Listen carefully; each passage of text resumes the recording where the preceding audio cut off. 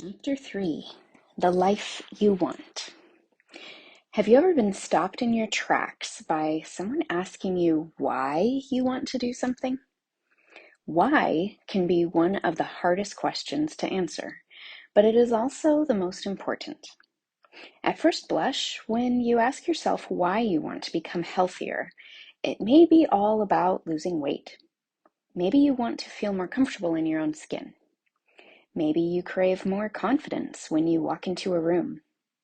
In this chapter, we're going to dig a little deeper so we can ground you in your unique reasons for reclaiming your health. You're going to discover that there is more to this than a new dress size. Much, much more. As long as your reasons for moving forward are weaker than your reasons for staying put, you will never begin. Do you remember the story of Bilbo Baggins from The Hobbit? He was well off in his cozy little cottage in the Shire. He had all the comforts and amenities a hobbit could want. But was he happy? When Gandalf appeared, offering the sheltered hobbit a chance for adventure, Bilbo had to weigh how happy he really was with his comforts and conveniences. He had to consider how much joy and satisfaction a quest across the valleys and mountains would bring him. Ultimately, Bilbo left behind what he thought made him happy and chose to seek something more. There's a difference between happiness and joy. Happiness focuses on convenience, gratification, and comfort. Joy, on the other hand, goes deeper. Joy comes from satisfaction in a job well done and lasting personal fulfillment. So I ask you, are you happy? Are you really happy? Are you satisfied with where you are and where you're headed? As hard as it is to admit, I hardly think you would be reading this book if you believed you were already living your best life. Let's redefine what it means when you say you are happy. Let's start aiming higher. Let's shoot for joy. There's a comedian my family and I love named Brian Regan. He has a monologue where he goes to his doctor and his doctor tells him he needs to lose some weight, etc., etc. As Brian is walking out, the doctor makes one more sweeping statement. Oh, and Brian, no more dairy. Shocked and flabbergasted, Brian says the doctor might as well have said, oh, and Brian, no more happiness. While this comedy sketch always makes me and my family laugh out loud, there's a part of me that cringes at what it's really saying. Are we so attached to a particular indulgence that we think it is the root of our happiness? As you explore your why with me in this chapter, please be willing to be honest with yourself about what would truly bring you joy. Once you are clear on what you really want out of life, you're ready to explore your why. What are you in this for anyway? What is this health journey really about for you? In this chapter, we will not stay on the surface of happiness. We will dive into who you are, why you are here, and what you are meant to do. It's only when you know these things that you can truly feel that the journey ahead of you is worth the sacrifice of the status quo because you know it will bring you joy. What if? I take every new client through a process of exploring their why. If you would like a similar experience, I have created a guided visualization where you can craft your wellness vision. Getting crystal clear on your unique why, your unique vision and purpose for health and wellness will set the tone for the rest of your journey. Take a moment to pause and go to danielledinkleman.com/toolkit to download the workbook and watch the video to create your personalized wellness vision. It's time to paint a picture of your future life. No, not with a paintbrush, just with your mind and with your words. The more you really close your eyes and see it for yourself, the more powerful it will become. So be sure to go through this process in the Wellness Vision video. What would your life look like if you were in fabulous health? What would you have that you don't have now? What would you be doing? how would it feel to be healthy and thriving? Health is a means to an end. What's your end purpose for wanting to be healthier? Sit with these questions and journal on them as much as you can. Let your imagination explore this alternative universe where you are living your best life. Look for the things that really matter to you. For many of my clients, it's about being more active and enjoying time, travel, and adventure with their families. For others, it's about being well enough to better serve in their career, charitable pursuits, community, or church. Ultimately, it's about feeling joy. You will find more joy and satisfaction when your life is aligned with what you deem most important. When the way you live aligns with your values, you will feel joy. I'm not talking about moral values or even family values. I'm talking about what really makes you light up. The things I value most in life and that bring me the most joy and fulfillment are authenticity, adventure, balance, intention, and personal development. When my life feels aligned with these values, I am living my best life. My wellness vision would paint a picture that has me living out these values.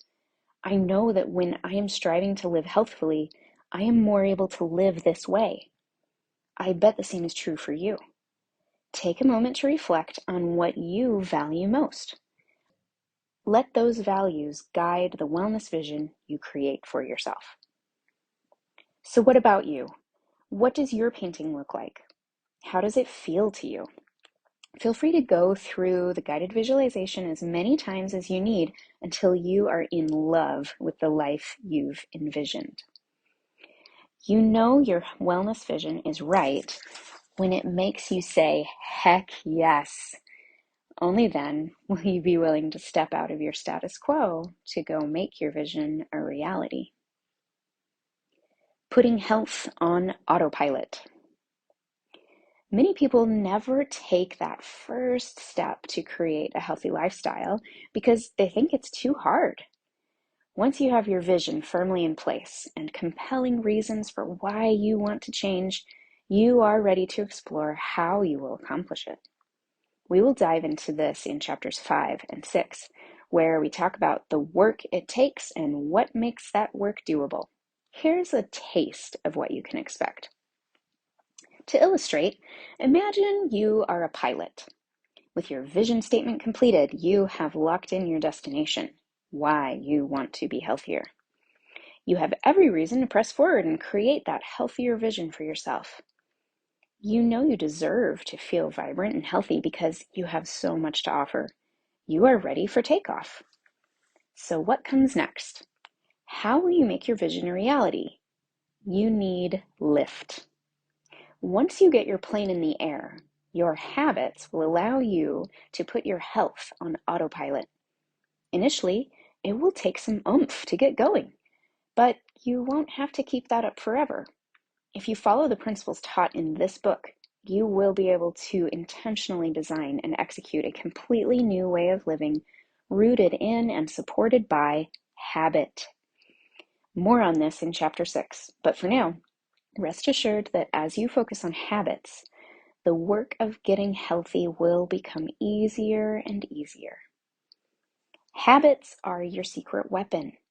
Once you understand how they work, how to change them, and how to create them, you will finally feel like the master of your own destiny. Your mission is not to become perfect. Your mission is to do the work, to build the habits. But Danielle, you might say, it's impossible for me to change my habits. I've tried 100 times. I know, it can feel daunting. Think of it in a new way, though. Imagine your habits are like riverbeds, cut deeply into the earth. Your behavior is like water, following the course already made. In order to create a new habit, or riverbed, it will take some digging. You'll need to dig to reroute the water, your behavior, again and again until the new pathway is just as deep as the original. Repetition is your friend. Your behavior will become effortless and natural as you move in this new direction. What's more, you can build supports and dams to direct the water. In Chapter 6, I'll show you what this translates to in real life. You will design a life that supports you in becoming who you want to become and live the way you want to live. Now you get to trust me. Stick with me here. Keep reading. You'll see there is a doable, even fun, enjoyable way forward. Your vision is in sight. To get all the way there, you will need to learn to trust yourself again and embrace a new way of changing. I'll show you how. Let's talk about trust. I need to learn to trust myself again. I have heard this from many recovering yo-yo dieters who come to work with me on a new way of doing things. With chronic dieting comes chronic failure, and that takes a toll on self-trust, big time. In the science of behavior change, there is a powerful concept worth considering at this point in your journey. You need to understand that how you feel right now about your ability to change is fluid. In behavior science, we call this self-efficacy. Your confidence and belief in your ability to make changes and overcome obstacles is not fixed or unchangeable. Your self-efficacy can be strengthened. More on this in Chapter 6, but here is the first thing you need to know. Self-efficacy grows as you experience success. This is the key to your progress. If success breeds success, we need to set ourselves up for it. We can rebuild our self-trust and confidence as we make changes in small and simple ways. It's okay to go for the small wins first. Keep your eye out for the low-hanging fruit. As you continue reading, pay attention to what behaviors your mind goes to when you think about your next steps. Find the ones that feel doable.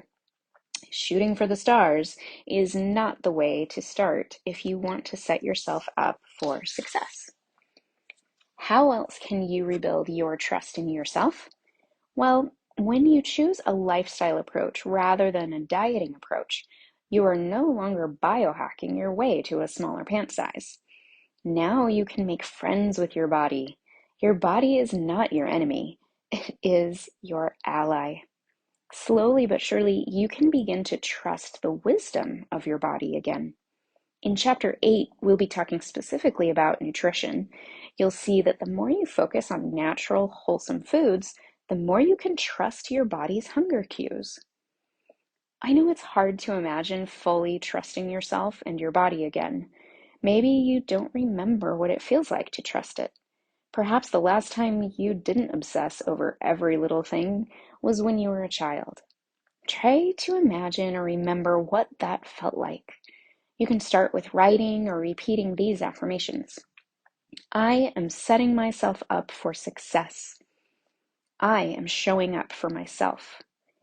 I am rebuilding trust with myself. I am learning to trust my body. It will come with baby steps and small wins. You will feel your confidence and self-trust grow stronger and stronger. It has been said that out of small and simple things are great things brought to pass. Your health journey will be no exception. Who are healthy people anyway? The idea of becoming healthier may feel like stepping into a new identity. Anytime we consider leveling up from our old self to our next self, we will face resistance. That is completely normal. In fact, if you start to feel a little panicked about changing your lifestyle, it means you're on the cusp of growth. And please know that you don't have to trade your happiness for health. I am not a taskmaster or personal trainer here to push you until you break. I will help you find that sweet spot between your comfort zone and panic zone.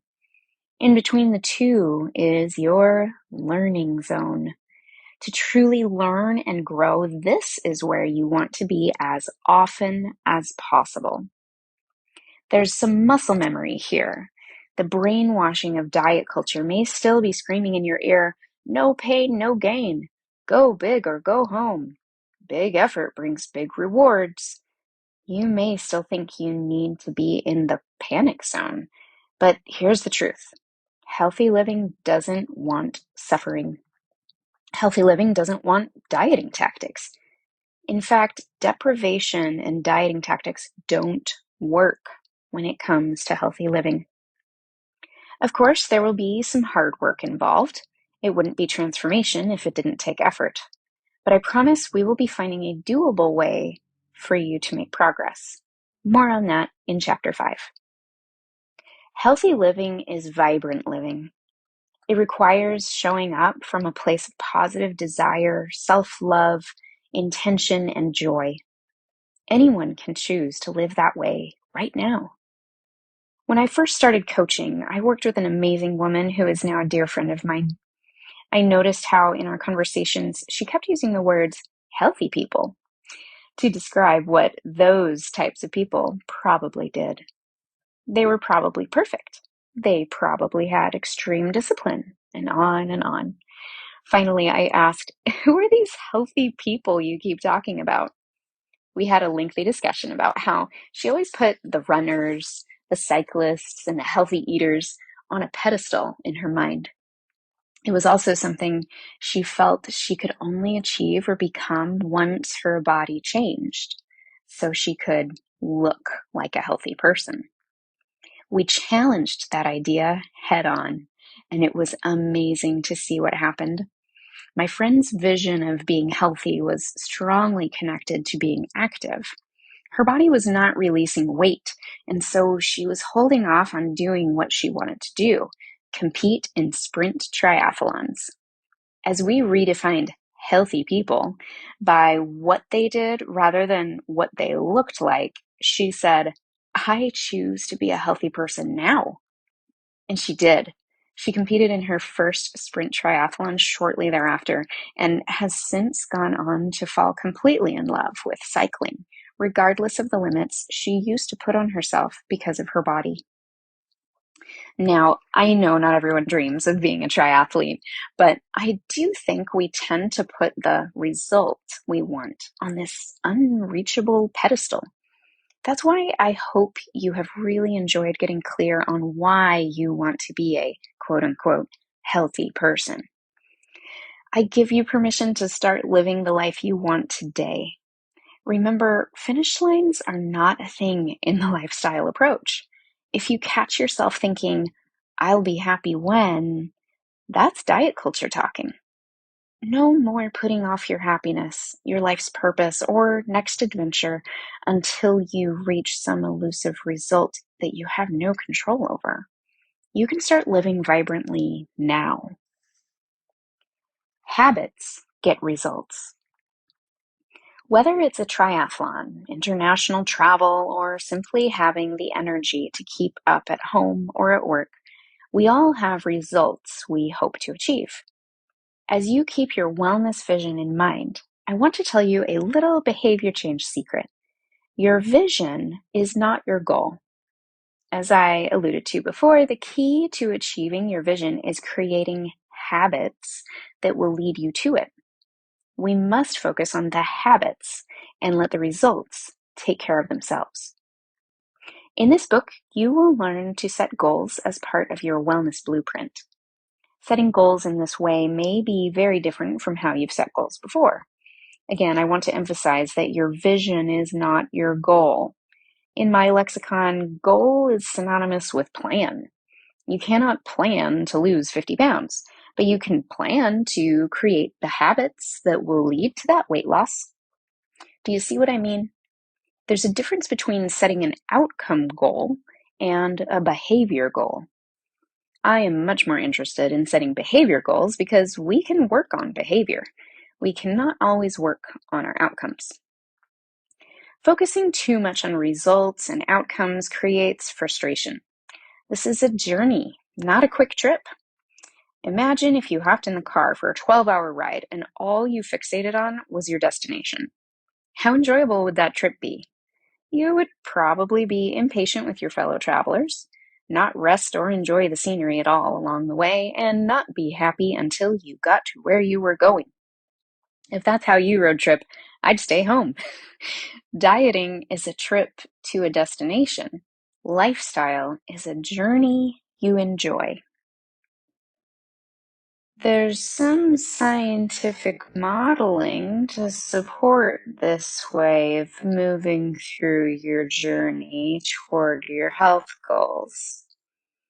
The Illness Wellness Continuum, developed by Dr. John Travis, posits that wellness is a process, never a static state.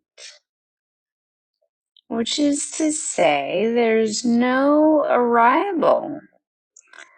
Also, it's not so much about where you are as it is about where you're headed. Which way are you facing? Are you headed toward illness? Or are you headed toward wellness? Again, it is about progress, not perfection. Even those who achieve wellness, or those quote unquote healthy people you may be putting up on a pedestal, they have to wake up every morning and make choices, just like everyone else. Remember that car accident I told you about? Well, even though I finally found some things I could do to be a functional human being again, I still deal with the effects of my neck and shoulder injuries on a regular basis. So, do I consider myself a healthy person? Yes, not because of what I have or the state I am in, but because of the direction I choose to face every day. So please, as you continue this journey, try to let go of results, finish lines, and pedestals. Instead, focus on choosing your daily thoughts, feelings, and actions. You can choose to show up and live as vibrantly as possible every day. One step at a time, you will move further and further away from illness and closer to wellness. But what really matters is which way you face. All right, thanks for listening. In the toolkit, remember you've got a video and a PDF, Your Wellness Vision. Again, that's at danielledinkelman.com/toolkit. And here are your Chapter 3 journal prompts.